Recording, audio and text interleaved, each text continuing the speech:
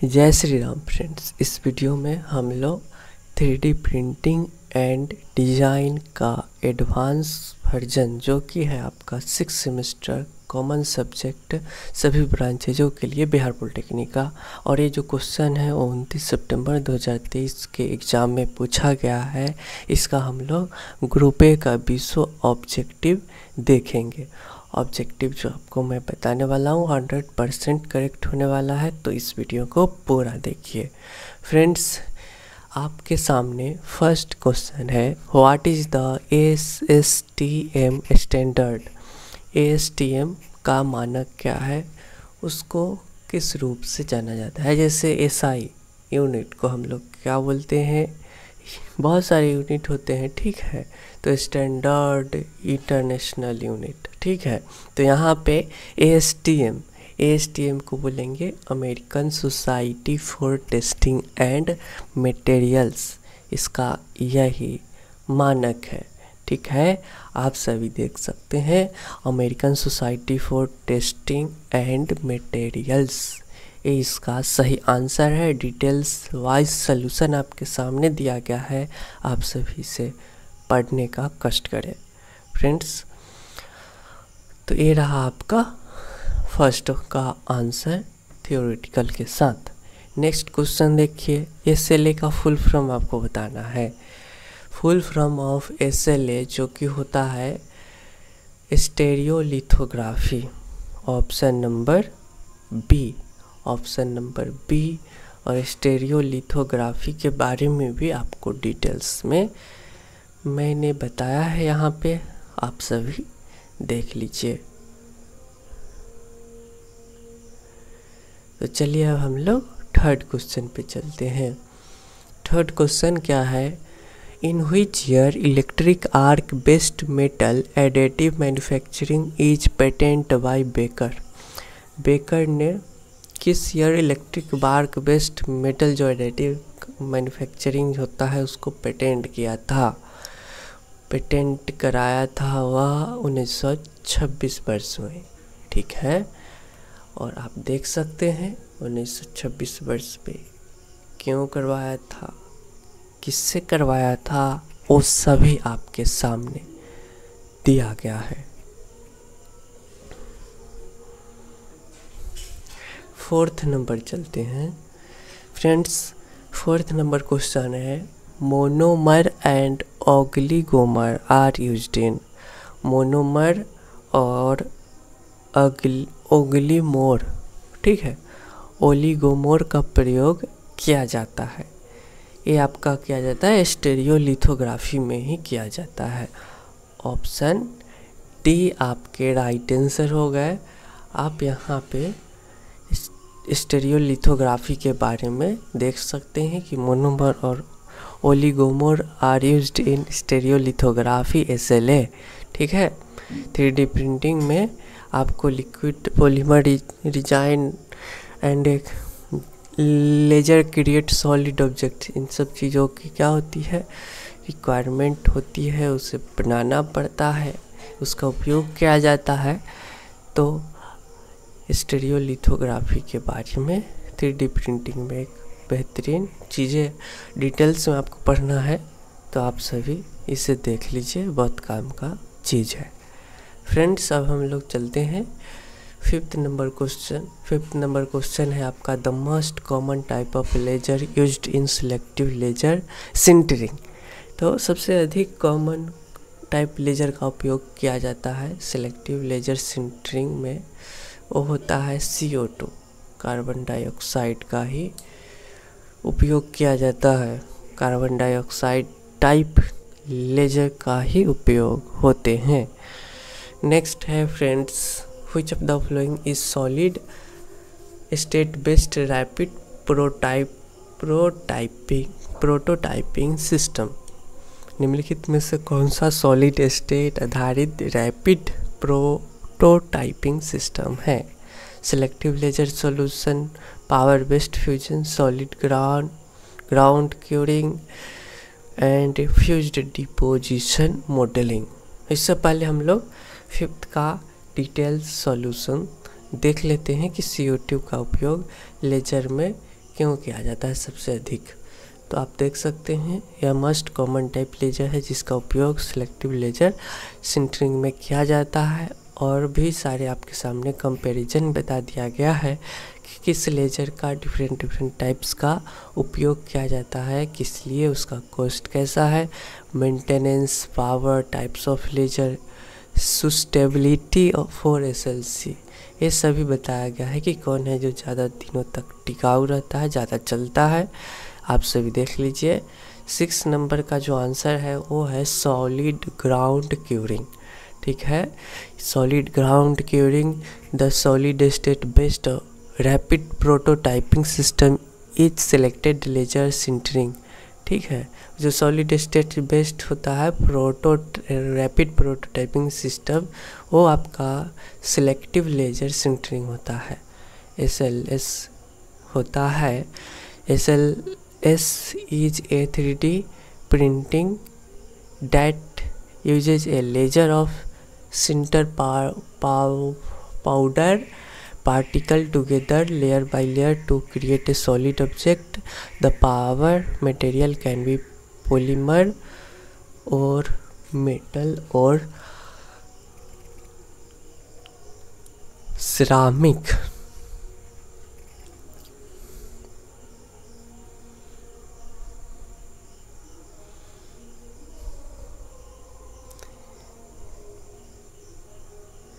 ये रहा आपका टोटल। ठीक है, 4th नंबर का 6th नंबर हम लोग चल रहे थे शायद, उसका आंसर आप लोगों ने देख लिया। क्या था आपका answer? Solid ground curing. Next क्या है 7वां number question, the binding material used in inkjet 3D printing is in the form. Inject 3D printing में किस बाध्यकारी सामग्री का उपयोग किया जाता है? Granular, gaseous, liquid, no binding material is used in 3D printing, 3D used in inject 3D printing. इसका आंसर लिक्विड ही होगा। इसका सलूशन जो है वो हम लोग देख लेते हैं। सलूशन आपके सामने है, ये रहा सॉल्यूशन कि binding material used in 3D printing in the form of liquid. ठीक है, लिक्विड के फॉर्म में बाइंडिंग मटेरियल का उपयोग 3D प्रिंटिंग में होता है, इंजेक्ट 3D प्रिंटिंग में, इंकजेक्ट 3D प्रिंटिंग में होता है। आप सभी देख सकते हैं। Once the object is complete the unbound powder is removed, the object is then cured or sintering to strengthen it। ठीक है फ्रेंड्स, अब हम लोग यहाँ पे देख चुके हैं तो इंजेक्ट 3D प्रिंटिंग में क्यों होता है, लिक्विड बाइंडिंग मटेरियल का लिक्विड के फॉर्म में उपयोग, उसके बारे में। अब आप लोग को 8 नंबर देखना है जो कि है Bayer arc additive manufacturing. Friends देख सकते हैं 7वां नंबर का आंसर जो था वो होता है लिक्विड। 8वां number, which additive manufacturing is suitable for repair operation of used 3D part. तो बायर आर्क एडिटिव मैन्युफैक्चरिंग का उपयोग किया जाता है आपके एडिटिव मैन्युफैक्चरिंग में सुटेबल होता है किसी भी ऑपरेशन को 3D पार्ट के उपयोग के लिए ऑपरेट करने के लिए उपयोग करने के लिए। फ्रेंड्स देख सकते हैं वायर आर्क एडिटिव मैन्युफैक्चरिंग को WAM भी बोला जाता है। ठीक है, जो कि most suitable additive and manufacturing process है for the repair operation of use 3D parts. 3D parts के उपयोग किए गए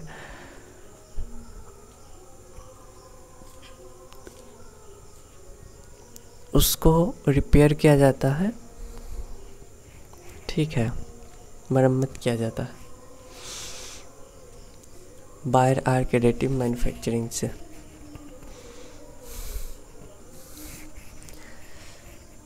तो हम लोगों ने WAM वाम का उपयोग हम लोगों ने देख लिया। अब चलिए नेक्स्ट क्वेश्चन जो कि है आपका 9th नंबर, जिसका आंसर होगा एडेटिव। एडेटिव होगा, आप सभी देख लीजिए। 9th का आंसर जो होगा वो होगा एडेटिव, ऑप्शन बी। फ्रेंड्स, इसका डिटेल्स सॉल्यूशन देख लेते हैं। देखिए 3D प्रिंटिंग में एक एडेटिव प्रोसेस है, ठीक है, और दिस मीन्स डैट, इसका अर्थ क्या होता है कि 3D प्रिंटिंग क्रिएट्स ऑब्जेक्ट, वो जो ऑब्जेक्ट क्रिएट करता है by adding material layer by layer. क्या चीज़ करके? तो ऐड करता है मटेरियल को लेयर बाय लेयर, परत दर परत, ठीक है, in contrast to subtractive manufacturing process. देखिए कॉन्ट्रास्ट एक प्रकार का लाइटिंग से आप देख सकते हैं। कॉन्ट्रास्ट मोड में मोबाइल को कर दीजिएगा तो थोड़ा ज़्यादा लाइट आ जाएगा, फ़ोटो को कंट्रास्ट कर दीजिएगा तो थोड़ा ज़्यादा चमकीला या फिर उस पर उजलापन ज़्यादा आ जाएगा। तो construct to subtractive manufacturing process का में एडिटिव प्रोसेस का उपयोग हो जाता है, which remove material from a solid block to create an object, ठीक है। इत्यादि चीज़ों को आप सभी देख लीजिए। 3D प्रिंटिंग का एडवांटेज क्या है वो आप देख लीजिए। अब हम लोग चलते हैं अपने 10वें क्वेश्चन पे। 10वें क्वेश्चन पे चलते हैं। उससे पहले यहाँ पे मैं आपको बता देता हूँ 3D प्रिंटिंग जो है उसमें आपका प्रोसेस जो उपयोग होता है वो एडिटिव होता है, ऑप्शन बी। एंड नेक्स्ट क्या है? The process of joining material layer upon layer as opposed to, ये आपका होता है। देखिए प्रोसेस को अगर हम लोग ज्वाइन करें लेयर बाय लेयर तो वो तो आपका क्या हो जाएगा? वो तो हो जाएगा एडिटिव मैन्युफैक्चरिंग। बट यहाँ पे बोला रहा है उसको अपोज करना, एज अपोज्ड। देखिए सामग्री को परत दर परत जोड़ने की प्रक्रिया किसके विपरीत है? तो ये विपरीत है आपका सब्सट्रैक्टिव मैन्युफैक्चरिंग का। यहाँ पे आप कह सकते हैं कि यहाँ सब्सट्रैक्टिव मैन्युफैक्चरिंग में ज्वाइनिंग की प्रक्रिया है उसको अपोज किया जाता है, यानी कि वहाँ पे ज्वाइनिंग नहीं होता है। वहाँ पे इस मैन्युफैक्चरिंग प्रोसेस से पार्ट्स को लेयर बाय लेयर को अलग किया जाता है, सब्सट्रैक्ट किया जाता है। तो इसका आंसर भी हम लोग देख लेते हैं। 10 का ए जो है उसका आंसर आप लोग देख सकते हैं क्या क्या होता है। आपका डिफिनीशन जो प्रोसेस होता है joining material layer upon layer as oppose to subtractive manufacturing is called additive manufacturing. देखिए जब अपोज किया जाए सब्सट्रैक्टिव मटेरियल को तो वो आपका एडिटिव मैन्युफैक्चरिंग कहलाता है। बट वहाँ पे बोला गया था कि अपोज्ड करे, केवल अपोज्ड करे तो वो तो आपका सब्सट्रैक्टिव मैन्युफैक्चरिंग, ऑप्शन ए कहलाएगा। अब यहाँ पे डिटेल्स वाइज आपके सामने सॉल्यूशन है, आप देख सकते हैं। Process advantage, disadvantage additive manufacturing का, सब्सट्रैक्टिव मैन्युफैक्चरिंग का। आप इसे पढ़ लीजिएगा तो आपको 6 नंबर या 4 नंबर वाले मार्क्स का एग्ज़ाम आप जरूर बना पाइएगा। एडिटिव मैन्युफैक्चरिंग, सब्सट्रैक्टिव मैन्युफैक्चरिंग का डिफरेंस अगर आपसे पूछ दे तो ये वीडियो महत्वपूर्ण है। फ्रेंड्स नेक्स्ट क्या है? 11th number question. 11th number question देख लीजिए। The process that epoxy resin goes through to go from a liquid to a solid is called, curing को बोला जाता है। इसको किसी भी तरल से ठोस में जाने के लिए इपॉक्सी रेजिन को जिस प्रक्रिया से गुजरना होता है उसे क्यूरिंग बोलते हैं। और इसका भी चलिए डिटेल्स सॉल्यूशन देख लेते हैं। क्यूरिंग एक ऐसा प्रोसेस है इपॉक्सी रेजिन का जिसके थ्रू क्या होता है तो लिक्विड जो है वो सॉलिड स्टेट के फॉर्म में चला जाता है, ठीक है, जिसे ही क्यूरिंग बोलते हैं। तो आपके सामने डिफिनीशन भी लिखा हुआ है, ठीक है, आपके सामने यहाँ तक आपका क्यूरिंग के डिटेल्स वाइज दिए गए हैं। चलिए अब हम लोग 12th देखते हैं, ठीक है। 12th क्वेश्चन का आंसर क्या है? ए है पोलिस्टिक एसिड, पोलियालास्टिक एसिड। PLA का फुल फॉर्म क्या होता है? तो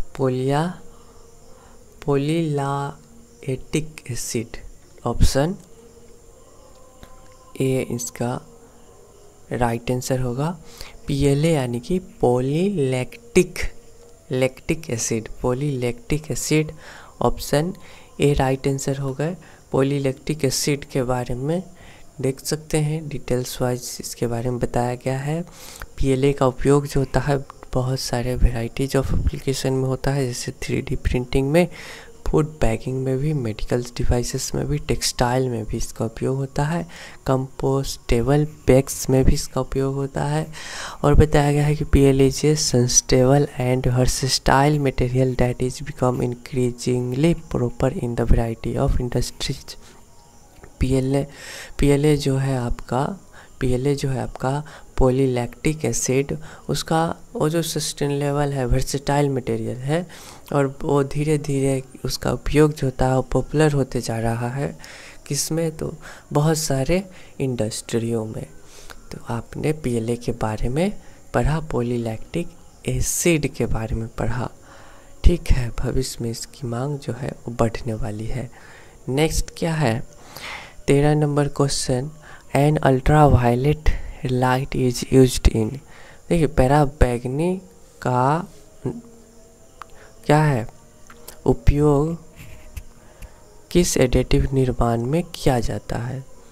तो ये बोथ बाइंडिंग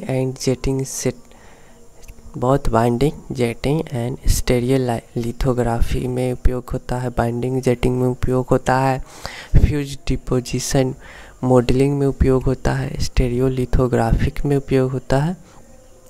तो इसका उपयोग जो है वो आपका both binding jetting and stereolithography में नहीं होगा, स्टीरियोलिथोग्राफी में ही होगा। ऑप्शन नंबर बी इसका राइट आंसर होगा। क्यों होगा वो मैं आपको बता देता हूँ। देखिए, अल्ट्रावायलेट का ही उपयोग होता है स्टीरियोलिथोग्राफी SLA में। ठीक है, अब आप कहिएगा कि बाइंडर जेटर भी एक अनदर प्रकार का 3D प्रिंटिंग है, बट क्या होता है इसमें अल्ट्रा वायलेट रेज का उपयोग नहीं होता है। क्यों नहीं होता है? तो binding jetting use a liquid binder to bind powder particles together layer by layer to create a object. क्योंकि बाइंडर जेटिंग जो होता है वो लिक्विड बाइंडर का उपयोग करता है किसके लिए? तो बाइंड करता है पाउडर पार्टिकल टुगेदर को लेयर बाय परत किसके लिए? तो क्रिएट ए सॉलिड ऑब्जेक्ट। तो इसमें अल्ट्रा वायलेट लाइट का उपयोग नहीं हुआ। तो आप सभी देख सकते हैं, सारे ऑप्शन के बारे में भी डिटेल्स बताया गया है आप लोगों को। अब ले चलते हैं 14वें नंबर क्वेश्चन पे। The relationship between surface energy density, जिसको EL से डिनोट करिएगा, और लेज़र पावर को अगर P बोला जाए, लेज़र थिकनेस को L बोला जाए, एंड स्कैनिंग स्पीड है इसको कैपिटल V बोला जाए, इन SLM। ठीक है, SLM प्रोसेस में इन सब चीज़ों का अगर रिलेशनशिप आपसे पूछा जाए तो क्या होगा? तो देखिए, एनर्जी डेंसिटी जो होता है वो होता है लेज़र पावर बटे laser thickness multiply scanning speed, यानी कि देख सकते हैं P/VL, EL equals to energy density, surface energy density जो होता है P/VL होगा। P यहाँ पे लेज़र पावर है, L थिकनेस है, और V जो है आपका स्कैनिंग स्पीड है। फ्रेंड्स, 20th नंबर क्वेश्चन यहाँ पे है, 15 नंबर क्वेश्चन ना। 15 नंबर क्वेश्चन देखेंगे, what makes 3D printing superior to other crafting technique. 3D printing अन्य फैब्रिकेशन तकनीकों से बेहतर क्यों है? तो वो बेहतर कस्टमाइजेशन के लिए ही है। ठीक है,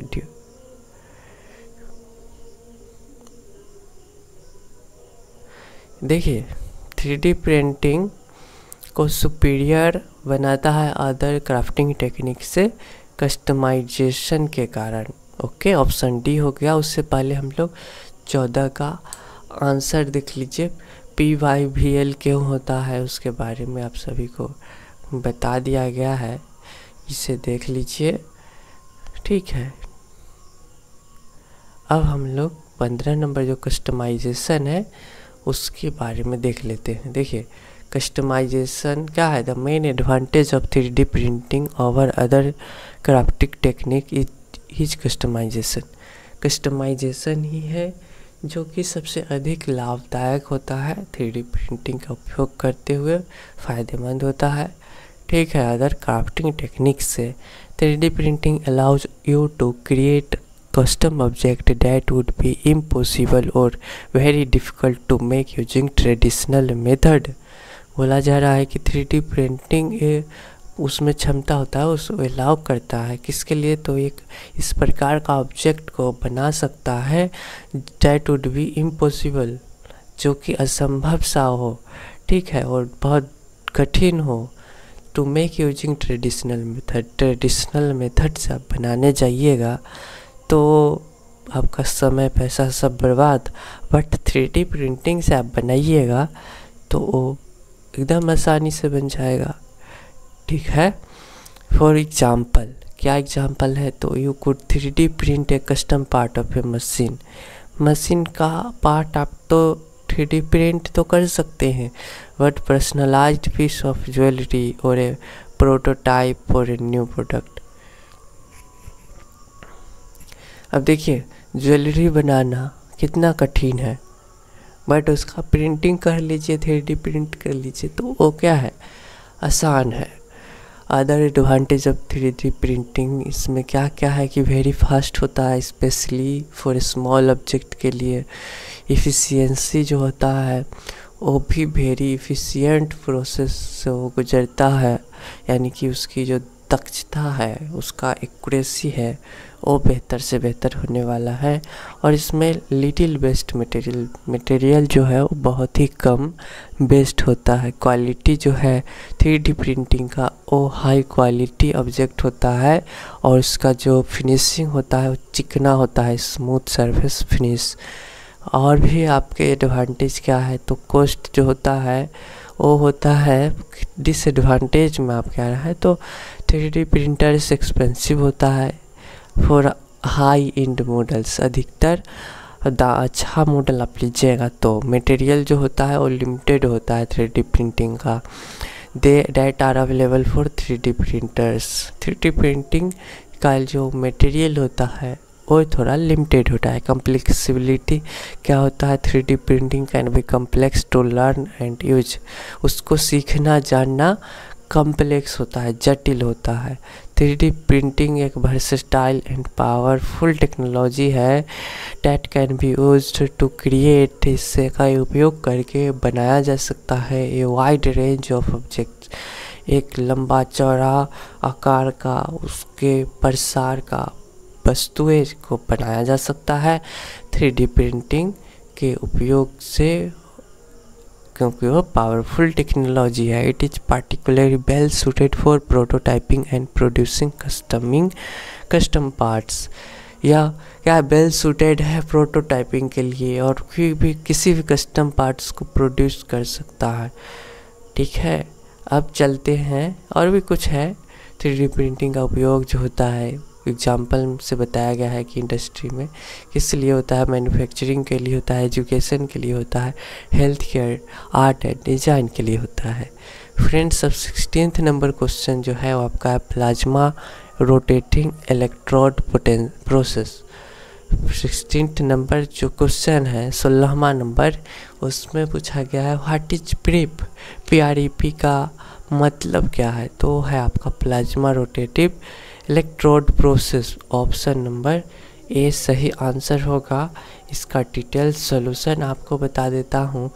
प्लाज्मा रोटेटिंग इलेक्ट्रोड प्रोसेस ही उसका मतलब होता है प्रीप का, और इसका जो मेथड है producing spherical metal powder for additive manufacturing.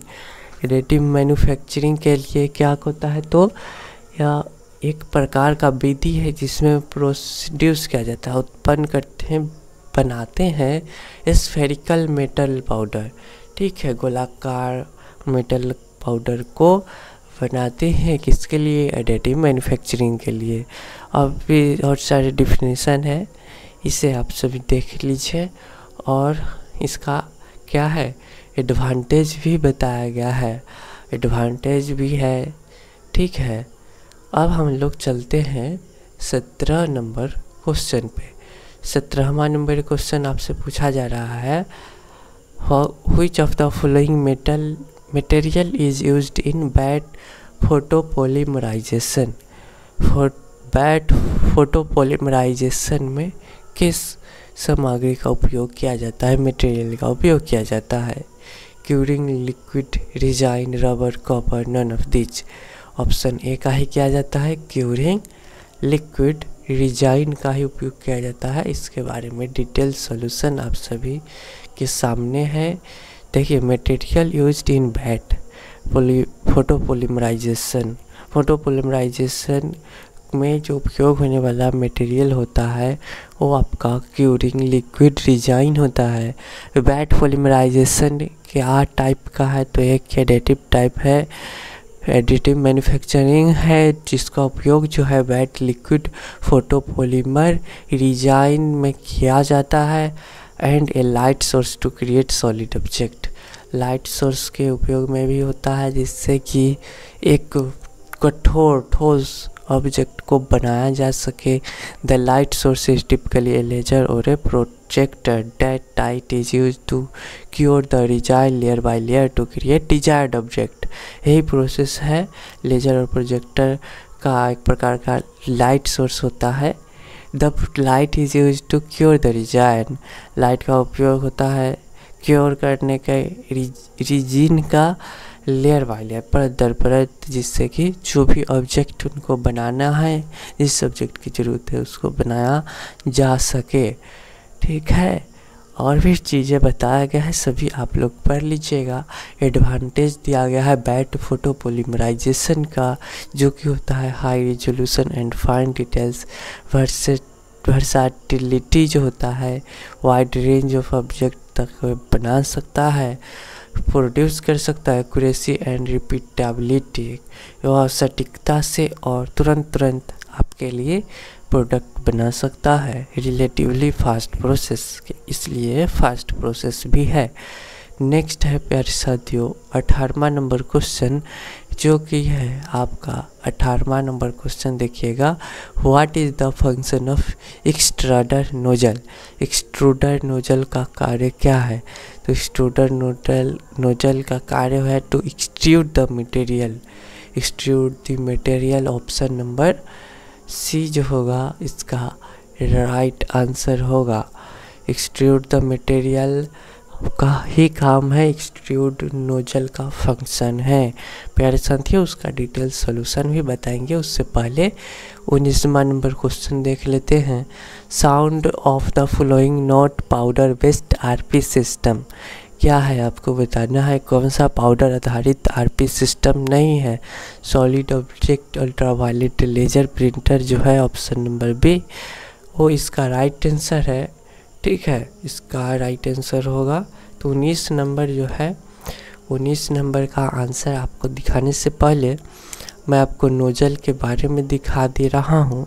आप लोगों ने नोजल के बारे में देख लिया, एक बार फिर से देख लीजिए।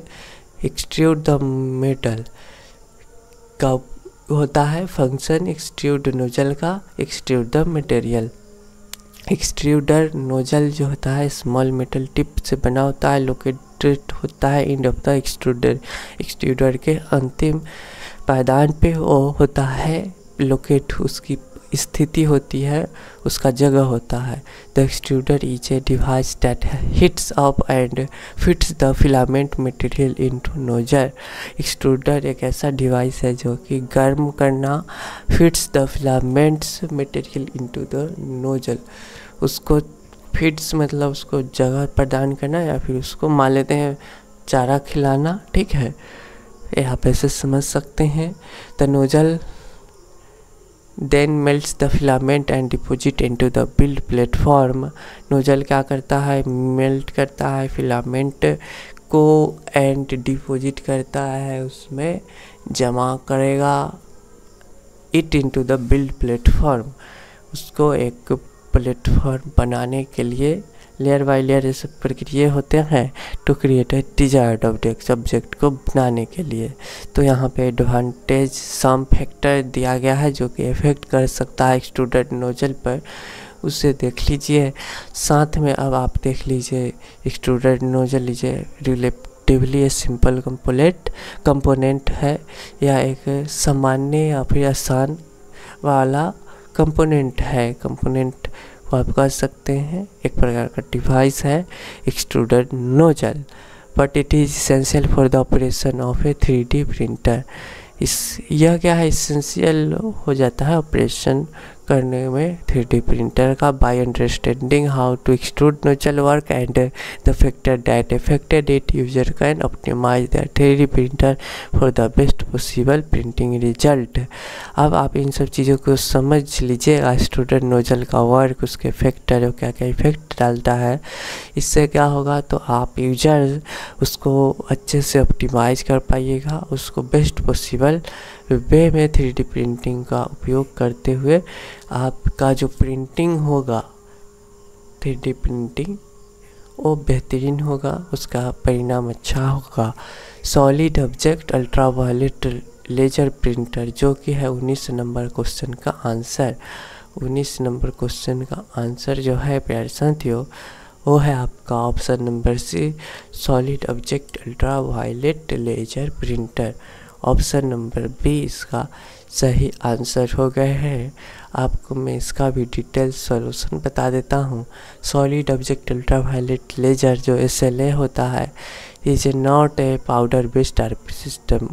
वो आपका पाउडर बेस्ड RP सिस्टम नहीं है, पाउडर पे आधारित सिस्टम नहीं है। SLA is a type of rapid prototyping system.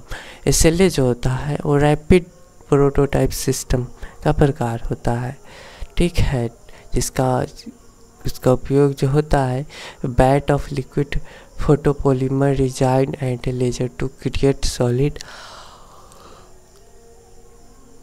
Object है। इस आप लोग पढ़ लीजिए। चलिए अब हम लोग देखते हैं 20th नंबर क्वेश्चन, जिसका आंसर है नायलन। नायलन इसका आंसर है। Which material possesses the maximum strength, अधिकतम शक्ति किस पदार्थ में होता है। तो ABS PLA ये सब आपका क्या है 3D का मान लेते हैं मटेरियल है, उससे रिलेटेड है 3D प्रिंटिंग से। नायलन जो होता है ये आपका कह सकते हैं, नायलन का टायर आपने देखा होगा, तो यही मैक्सिमम स्ट्रेंथ होता है इसका ही। जैसे INF जो होता है इसका अर्थ यहाँ पे मेंशन नहीं हो पा रहा है, INF क्या है, तो ये एक आपका अलग ही प्रकार का कुछ दे दिया है, तो इसलिए नायलन ही हम लोग मारेंगे। 20 का C हो जाएगा। आप देख सकते हैं जो ऑप्शन दिए गए थे 3 टेंसाइल स्ट्रेंथ आपसे पूछा गया था, उसका मैक्सिमम स्ट्रेंथ सबसे अधिक नायलन का होता है। ABS का क्या है टेंसाइल स्ट्रेंथ कितना MP पास्कल है वो देख सकते हैं। PLA का कितना है और नायलन का कितना है। यहाँ पे और भी चीज़ें बताया गया है, आप सभी देख लीजिए। और आशा करता हूँ आपको जो है वो बहुत मददगार साबित हुआ होगा ये वीडियो। तो वीडियो को आप लोग लाइक करके जाए और चैनल पे नए हैं तो सब्सक्राइब भी कीजिए। धन्यवाद।